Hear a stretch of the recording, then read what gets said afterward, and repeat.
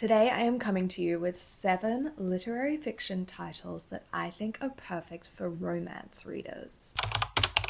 As somebody who spends a lot of time talking about literary fiction on the internet, on TikTok, I am asked quite often by romance readers what books I would recommend for them. And while the romance genre isn't something that works for me personally, I am always a fan of a good love story. I think maybe my presence on TikTok could be part of the reason I get asked this question so often. Obviously, a lot of book talk is focused on romance and romantasy. That's certainly not all of book talk, but it seems to be the prevailing kind of circle of book talk, at least the kind of that's who greets you at the gates are the romance and romantasy readers. And so I think there are a lot of people who are on book talk who have been reading romances who want to try literary fiction but don't really know where to start because, of course, literary fiction encompasses so many different kinds of stories. So do not worry, I have got you. I love a love story, and I have picked 7 books that I think will really appeal to romance readers.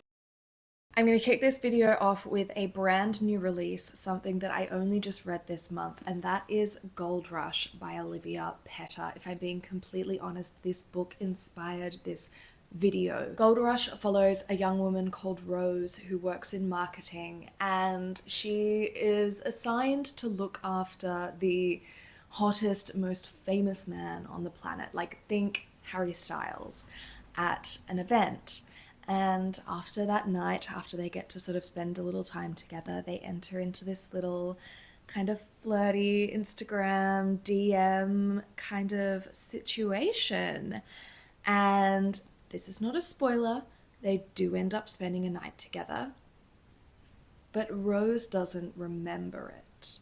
We read on as Rose's life begins to unravel while she processes the emotional and physical aftermath of her night with a global superstar. Now, I know this got dark quickly, but the reason I think it would be the perfect foray for romance readers to get into literary fiction is because when I started reading this book, I felt like I was reading a romance. I think that Olivia made a real deliberate decision to structure the first part of this book like a romance, like almost well-written fan fiction. You know, you really are following this regular girl who is being charmed by this gorgeous pop star, famous, hot figure. There is all the flirtation, all the tension, all the kind of excitement, foundations of a romance, and that really hooks you in.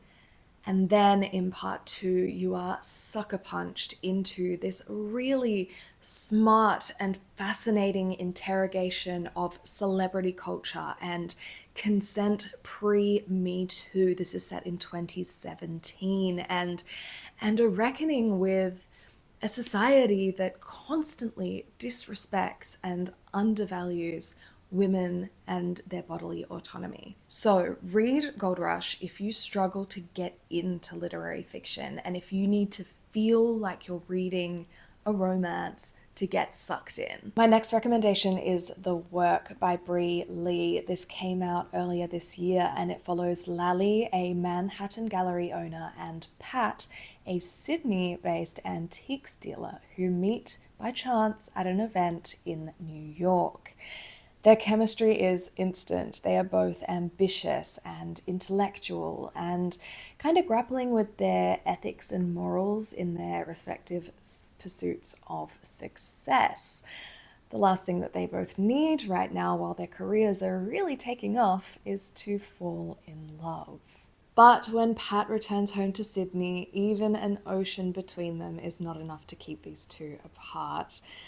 Although they come from quite different class backgrounds, they find they have a lot to talk about money and ambition and their love of art. What I found most compelling about this book was the interrogation of the conflicting emotions that come with falling in love when you're trying to focus on yourself or on your work, and the kind of like almost emotional labor that is required to allow both love and work to take up space in your life and not feel as though one is more or less important than the other. I think that a lot of the conversations in this book around that specific dynamic were really fascinating and often really relatable and honest.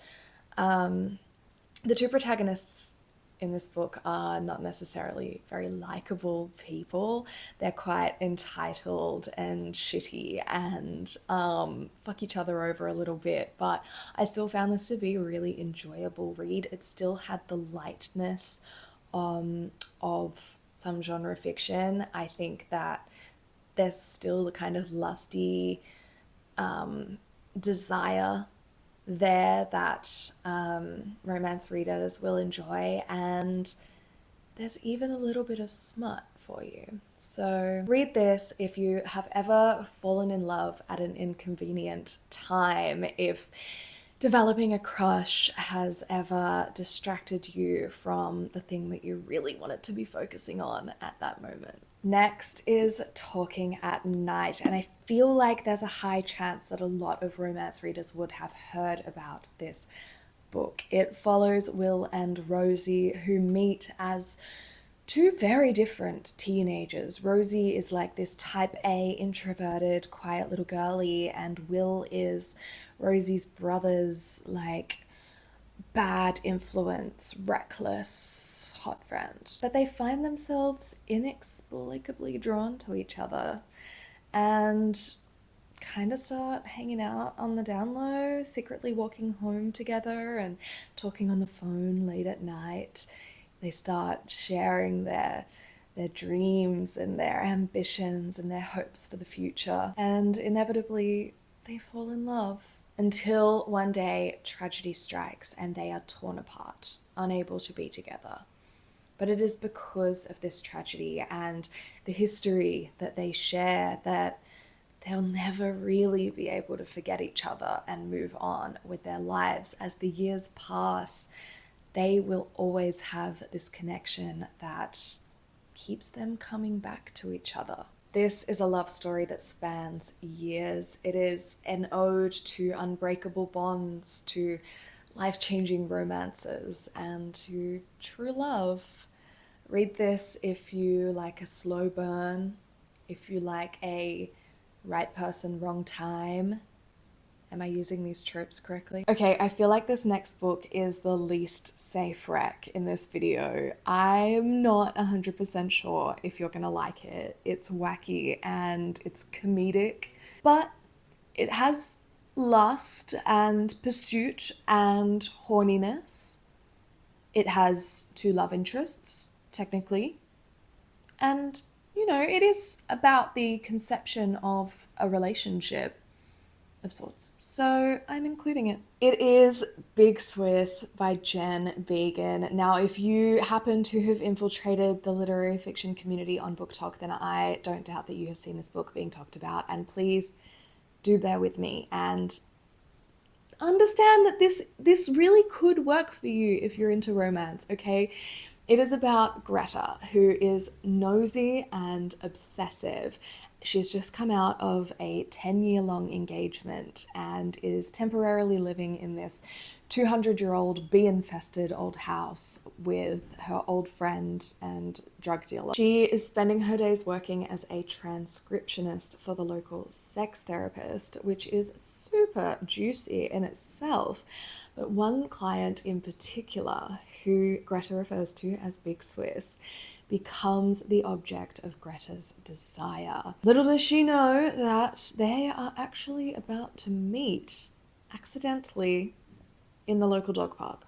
Big Swiss does not know who Greta is, but Greta knows immediately and thus begins her pursuit. Okay, this is very much entering into like a weird literary fiction territory, but if you are willing to take a chance, if you really are interested in trying out literary fiction, I do think that this is a great book. It is funny and entertaining, and it still has elements of flirtation and lust and pursuing relationship. Like, it is about a relationship. So please read this if you like something a little bit weird, or if you're prone to obsession, or if you like a sapphic romance.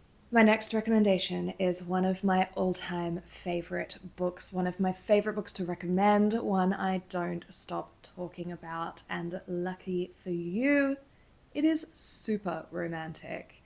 It is Thirst for Salt by Madeline Lucas, and this is about a young woman who is on holiday in a small, isolated Australian coastal town with her mother. She has just finished university and she meets this man who is almost 20 years her senior. She is immediately intoxicated by him and falls into his world and sort of starts to lose herself. They exist in their tiny little world together for a while until somebody from the man's past threatens to rock everything.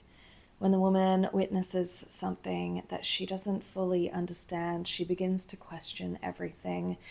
The romance that they've built, the life that she's living, how she has ended up here, and where she wants to go next.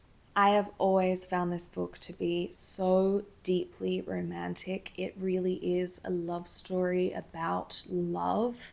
In a way, I also just think that the way that Madeline has captured the power of nostalgia. I mean, I am such a nostalgic girly. This is the perfect read for the nostalgic girlies, for anyone who loves to reminisce. Also, read this if you like an age gap trope. And finally, a little two-parter to wrap up this video of recommendations. I'm gonna tell you to read Crushing and No Hard Feelings by Genevieve Novak. Now, Jen has a lot of fans, but I have accepted that I am not one of them. So why am I sat here telling you to read her? Well, for this specific category of recommendations, for this video, for the fact that I am talking, hopefully, to readers of the romance genre, I think that my reasons for disliking Genevieve's work, the reasons that her writing has not really worked for me, make her the perfect author for this video. In No Hard Feelings, we follow a down-in-the-dumps, all-out-of-sorts protagonist who is just kind of waiting for her situationship to fall in love with her. In Crushing, our protagonist has sworn off dating as she attempts to get over yet another breakup. And then she meets yet another guy. Only this time it feels different. Now, while the undercurrent of both of these books is romantic storylines, the protagonists are women who are also figuring out their identities and their ambitions and their friendships and mental health, their love lives, while seemingly all-consuming, because we're women, are not the only thing that they're concerned with. Their stories have a lot more to them. They're also surrounded by really lovable, well-rounded characters. And it's for this reason that I think both of these books sit perfectly in between the romance genre and literary fiction. I'm sure that there are a lot of books like this. I just don't read them, but these aren't romance novels. They are classified as literary fiction, and I really do think that Genevieve Novak is the perfect author to bridge that gap for anyone wanting to teeter either side of the two genres.